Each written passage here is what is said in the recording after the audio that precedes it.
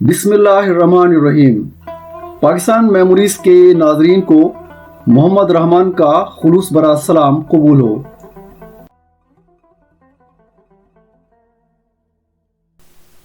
میں تمہاری رگے جاں سے بھی قریب ہوں۔ جب اللہ تعالیٰ ہم سے اتنے قریب ہیں تو ہمیں نظر کیوں نہیں آتے؟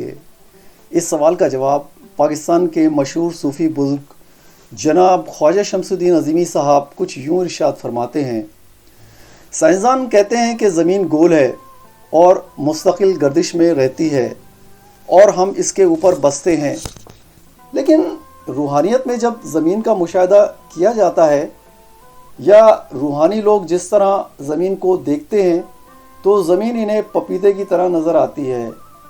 فی الواقع ایسا پپیتا جس کے اطراف میں دیوار اور بیچ میں خلا ہے، اور ہم اور ہماری دنیا کے دوسرے موجودات یعنی درخت، حیوانات، چرند پرند، جنات اور ملائکہ انصری، وہ فرشتے جو اس دنیا کو سنبھالے ہوئے ہیں، اس خلا میں بستے ہیں۔ فرشتے اور جنات اپنے وجود کے بارے میں کیا علم رکھتے ہیں اور اس زمین کے اوپر کس طرح رہتے اور چلتے پھرتے ہیں، یہ ایک الگ علم ہے۔ البتہ انسان یہ سمجھتا ہے کہ ایک سطح یا فرش ہے جس پر وہ چلتا پھرتا ہے، وہ اس سطح پر بنیادیں اور دیواریں بنا کر مکان بناتا ہے اور اس میں رہتا ہے۔ جس گھر یا کمرے میں رہتا ہے وہاں بھی اس کا تصور ہوتا ہے کہ میں زمین پر ہوں اور زمین سے چھت تک خلا ہے اور مکان کی اونچائی ہے، چاہے وہ 1 منزل ہو یا 20، آسمان تک پھر خلا ہے۔ اس طرح جب فرشتوں اور اللہ تعالیٰ کا ذکر آتا ہے تو بھی پہلے خلا ہی ذہن میں آتا ہے، پھر فرشتوں اور اللہ تعالیٰ کا تصور قائم ہوتا ہے۔ مطلب یہ ہے کہ وہ سوچتا ہے کہ میں زمین پر ہوں اور زمین اور آسمان کے درمیان خلا ہے، فرشتے آسمان کے اوپر ہیں۔ خلافی الحقیقت ایک راز ہے۔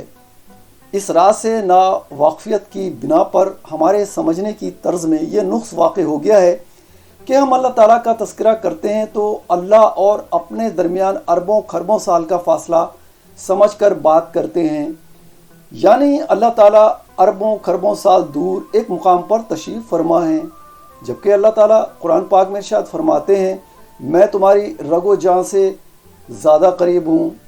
اللہ تعالیٰ نہ کبھی بندے سے دور ہوئے ہیں اور نہ ہی اللہ اور بندے کے درمیان کوئی فاصلہ ہے۔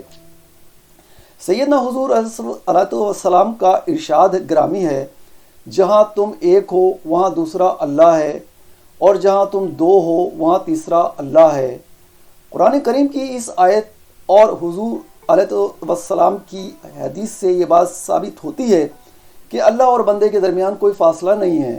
ہم چاہے ہزاروں کتابیں پڑھ ڈالیں، سینکڑوں بار قرآن پاک کی تلاوت کریں اور تمام وہ اعمال کریں جن کو حضور علیہ السلام کی سنت کہا جاتا ہے، لیکن اللہ اور بندے کے درمیان دوری کا تصور قائم رہے تو ان اعمال کے اندر کام کرنے والے انوارات سے ہم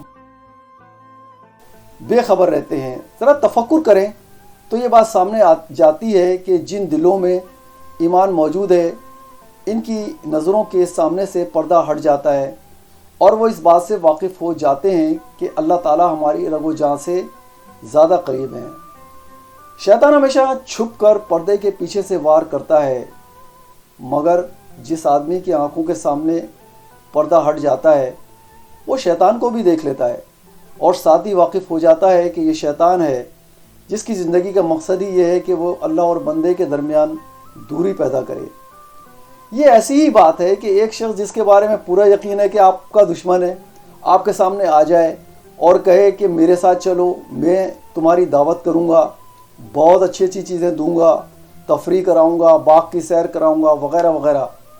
چونکہ آپ کو یقین ہے کہ وہ آپ کا دشمن ہے، آپ فوراً سمجھ جائیں گے کہ اس بہانے سے وہ آپ کوئی سخت پریشانی میں مبتلا کرنا چاہتا ہے، آپ اس کے فریب میں نہیں آئیں گے۔